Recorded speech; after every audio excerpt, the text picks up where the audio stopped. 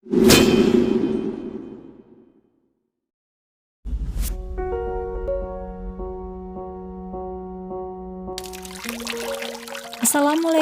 warahmatullahi wabarakatuh. Sahabat muslim, Allah SWT telah menjamin rezeki kepada makhluknya sesuai dengan kebutuhannya masing-masing. Tidak hanya kita manusia, hewan dan tumbuhan pun telah Allah siapkan rezeki kepada mereka. Hal ini sesuai dengan firman-Nya. Tidak ada satupun yang bergerak di muka bumi ini kecuali Allah yang menanggung rezekinya. Al-Quran Surah Hud ayat 6.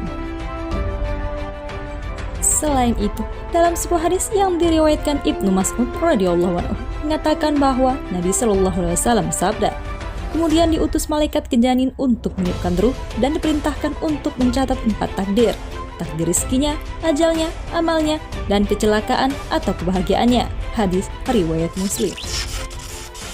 Namun terkadang ada saja di antara manusia yang lupa akan hal ini, sehingga mereka lebih mengutamakan kebutuhan-kebutuhan mereka yang sebenarnya tidak mereka butuhkan.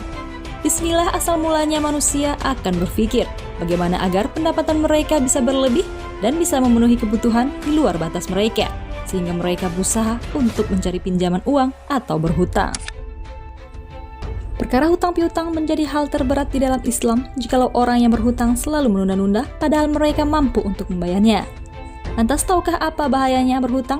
Yang jikalau mereka meninggal dalam keadaan berhutang, mereka akan terhalang masuk surga meskipun meninggal dalam keadaan syahid.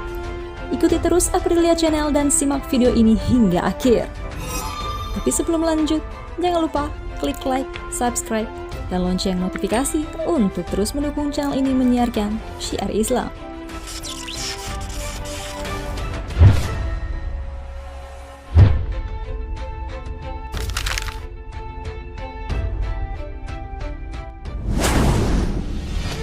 Memberi hutang atau memberikan pinjaman dalam Islam kepada seseorang yang membutuhkan adalah sah-sah saja hukumnya dan diperbolehkan. Maka Rasulullah SAW pun mewajibkan kita untuk membantu seseorang yang benar-benar membutuhkannya. Namun sebelum memberikan pinjaman harus ada ijab kabul atau perjanjian antara yang berhutang dengan si pemberi pinjaman. Hal ini bertujuan agar tidak terjadi kesalahpahaman nantinya. Rasulullah SAW, manusia yang sangat mulia ini pun pernah berhutang kepada kaum Yahudi, sebagaimana dijelaskan dalam sebuah hadis.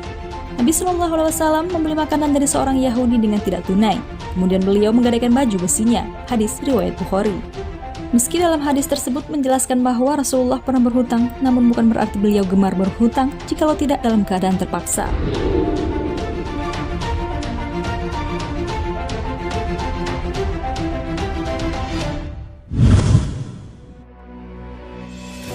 Berhutang memang bukan sebuah perbuatan dosa, namun aktivitas hutang piutang yang tak terkendali akan mengarahkan seseorang kepada perbuatan mungkar.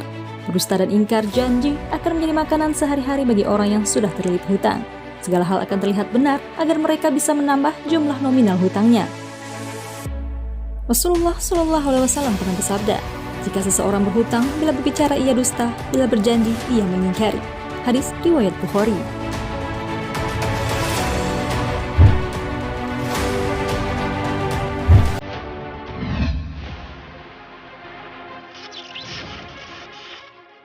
Sebenarnya, memberikan pinjaman kepada orang yang membutuhkan nilai pahalanya lebih besar daripada bersedekah kepada para peminta-minta. Hal ini sesuai dengan sabda Nabi SAW yang diriwayatkan oleh Ibnu Majah. Pada waktu peristiwa Isra, aku melihat pada pintu surga tertulis sedekah dibalas dengan 10 kali lipat, dan memberi hutangan dibalas dengan 18 kali lipat.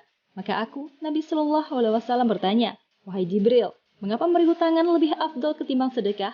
Jibril menjawab, karena seorang peminta-minta, dia meminta sedekah padahal dia sudah mempunyai sesuatu. Sedangkan orang yang berhutang, tidaklah ia berhutang kecuali karena ia memang sangat membutuhkan. Namun bagi pemberi hutang atau pinjaman tidak diperkenankan mengambil manfaat atau keuntungan duniawi dari orang yang berhutang, sebab keuntungan yang dapat dari pemberian pinjaman termasuk riba. Nabi SAW bersabda, apabila salah seorang kalian memberi hutang pada seseorang, kemudian dia memberi hadiah kepadanya, atau membantunya naik ke atas kendaraan, maka janganlah ia menaikinya, dan jangan menerimanya, kecuali jika hal itu telah terjadi antara keduanya sebelum itu. Hadis riwayat Ibnu Majah. Riba terkadang juga sering dilakukan oleh si pemberi pinjaman dengan mengharap keuntungan yang lebih dari orang yang berhutang, sedangkan mereka tahu bahwa riba juga hal terlarang dalam Islam, tapi masih saja diabaikan. Nah, auzubillah.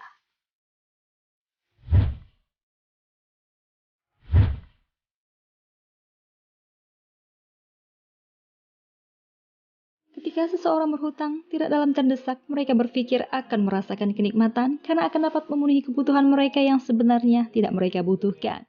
Padahal inilah petaka bagi mereka.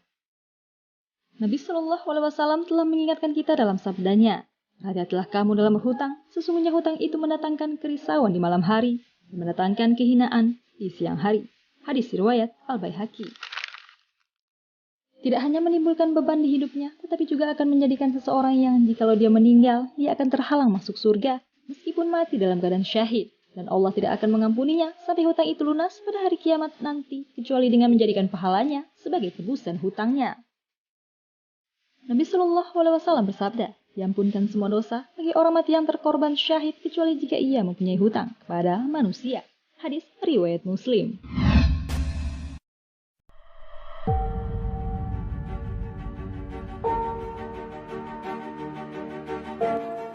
Itulah keadaan orang yang mati dalam keadaan masih membawa hutang dan belum juga dilunasi. Maka untuk membayarnya akan diambil dari pahala kebaikan seseorang. Karena di hari akhir nanti, dinar dan dirham tak berarti lagi. Dari Ibnu Umar mengatakan, Rasulullah Shallallahu Alaihi Wasallam bersabda, barang siapa yang mati dalam keadaan masih memiliki hutang 1 dinar atau 1 dirham, maka hutang tersebut akan dilunasi dengan kebaikannya atau di hari kiamat nanti. Karena di sana atau di akhirat tidak ada lagi dinar dan dirham. Hadis riwayat Ibnu Majah. Sebenarnya, hutang piutang dapat memberikan manfaat yang sangat baik bagi semua pihak. Pemberi pinjaman akan mendapatkan pahala dan dari sisi peminjam hutang, dia akan merasa sangat tertolong. Dengan demikian, berhutang memang diperbolehkan, namun menghindarinya adalah lebih baik. Setiap rezeki sudah diatur oleh Allah Subhanahu wa Ta'ala.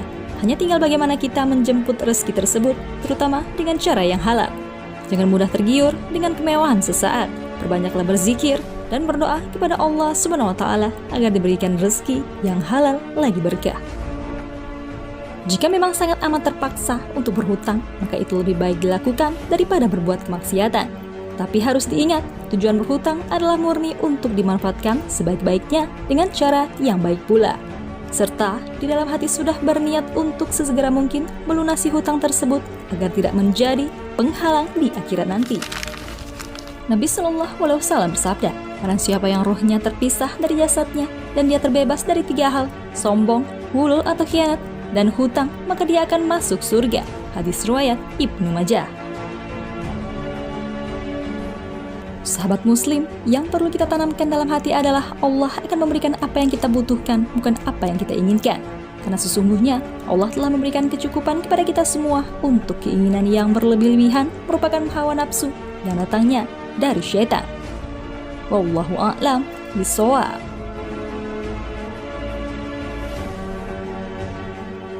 Jangan lupa berbagi informasi dengan cara share video ini, karena barang siapa yang menunjuki kepada kebaikan maka dia mendapatkan pahala seperti pahala orang yang mengerjakannya. Wassalamualaikum warahmatullahi wabarakatuh.